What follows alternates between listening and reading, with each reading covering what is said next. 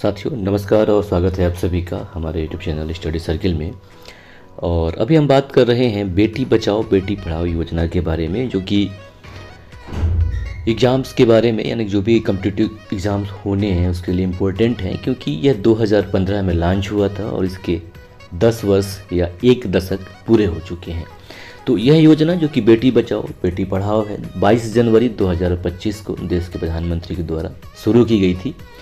और मंत्रालयों की अगर हम बात करें तो महिला एवं बाल विकास मंत्रालय की योजना है, जो कि स्वास्थ्य मंत्रालय, परिवार कल्याण मंत्रालय, सभी इनके आपसी कोऑर्डिनेशन से यह योजना लागू किया गया था। और इस योजना को लागू करने का उद्देश्य जो था, पक्षपाती लिंग चयन को रोकना, बालिकाओं का अस्तित्व सुनिश्चित करना और उनकी शिक्षा को बढ़ावा देना रहा है। साथ ही साथ भ्रूण हत्या और कन्या शिशु हत्या जैसी अमानवीय कृत्यों को रोकना, इसके अलावा शिक्षा में महिलाओं की भागीदारी को बढ़ावा देना, जिससे यह सुनिश्चित हो सके कि प्रत्येक बालिका को शिक्षा तक उपयुक्त पहुंच मिल रहा है। और इस योजना का उद्देश्य यह भी रखा गया था कि उत्तराखंड, दिल्ली, पंजाब, हरियाणा और उत्तर प्रदेश जैसे राज्यों में बाल लिंग अनुपात में सुधार करना है। साथ ही साथ इस योजना का एक अन्य उद्देश्य था बाल विवाह की रोकथाम करना और घरेलू हिंसा के साथ साथ शारीरिक और मानसिक उत्पीड़न से बालिकाओं की सुरक्षा करना। साथ ही पूरे देश में लैंगिक समानता को बढ़ावा देना इस योजना की एक अन्य प्रमुख विशेषता रही है। और इस योजना के माध्यम से, यानी कि बेटी बचाओ बेटी पढ़ाओ योजना के माध्यम से बालिकाओं की वित्तीय सुरक्षा को प्रोत्साहित किया जाता है। और उनके इसी संदर्भ में जो सुकन्या समृद्धि जो खाता खोले जा रहे हैं वो इसी संदर्भ में खोले जा रहे थे। और अब क्या है कि जैसे पहले बताया कि जो योजना है अभी एक दशक पूरा कर रही है, तो इसका थोड़ी सी मूल्यांकन कर लें तो हमको निम्न ऐसी स्थिति प्राप्त होती है कि जो शिक्षा, आय स्तर और स्वास्थ्य सेवा में सुधार के बावजूद भी भारत में जन्म के समय लिंग अनुपात कम बना हुआ है। ये बेटियों के संदर्भ में ये बात हो रही है।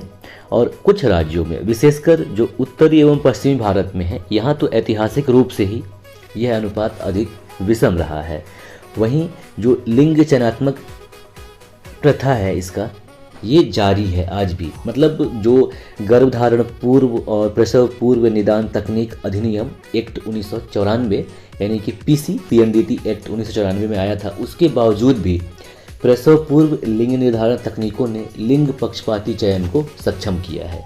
इसके अलावा जो पुरुषों की ओर झुकाव वाला लिंग अनुपात उच्च जातियों एवं धनी आर्थिक समूहों में अधिक प्रचलित है, जो यह भी दर्शाता है कि अकेले वित्तीय प्रोत्साहन प्रभावी निवारक नहीं हो सकता है बेटी बचाओ बेटी पढ़ाओ योजना को आगे बढ़ाने में।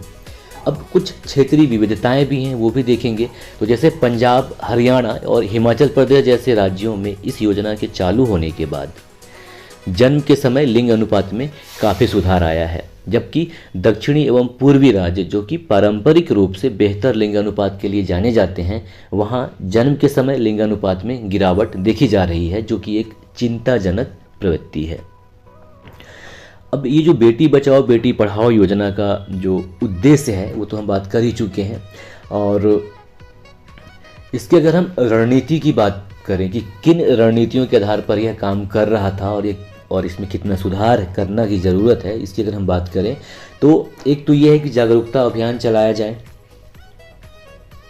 लोगों को जागरूक किया जाए विभिन्न नुक्कड़ नाटकों के माध्यम से कि बेटी क्यों ज़रूरी है। और दूसरा है कानूनों का प्रवर्तन, जैसे कि गर्भधारण एवं प्रसव पूर्व निदान तकनीक अधिनियम 1994 आया, तो उसको अच्छे तरीके से क्रियान्वयन किया जाए, तब जाकर लोगों को डर हो और सज़ा भी उसके तहत मिले तो लोग ऐसा काम नहीं करेंगे, लिंग चयन में पक्षपात नहीं करेंगे। फिर वित्तीय प्रोत्साहन भी एक बेहतरीन रणनीति है, जैसे कि हरियाणा में लाडली और आपकी बेटी हमारी बेटी जैसी योजनाएं चलाई गई। वहीं मध्य प्रदेश में इस योजना के आने से पूर्व ही लाडली लक्ष्मी योजना चलाई जा रही है, तो ये एक बेहतरीन कदम है। इसके साथ साथ शैक्षणिक सशक्तिकरण किया जाए, जिसमें लड़कियों की शिक्षा के लिए छात्रवृत्ति और बुनियादी ढांचा सहायता प्रदान किया जाए, ताकि लड़कियों का पालन पोषण आसानी से हो सके। और चुनौतियों की अगर हम बात करें तो प्रमुख चुनौती तो ये है कि जो पितृसत्तात्मक मानसिकता है ये आज तक कायम है। मतलब ऐसा कहा जाता है कि बेटी का पालन पोषण करना पड़ोसी के बगीचे में पानी देना जैसा है। तो इस मानसिकता से बाहर आना चाहिए लोगों को। और जो ये सामाजिक मानदंड है, इसकी वजह से ही बेटी की जो बेटा है तो बेटे की प्राथमिकता को मजबूती मिलता है। तो इसे दूर किया जाना चाहिए, लोगों के मानसिक सोच में बदलाव आना चाहिए।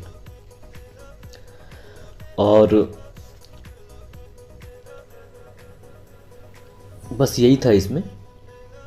इसके 10 साल हो गए, इम्पोर्टेंट है, इससे अब सवाल पूछे जा सकते हैं कब लॉन्च हुआ और इसके तहत कौन कौन से स्कीम चलाए गए, ये इससे पूछ सकते हैं। नमस्कार।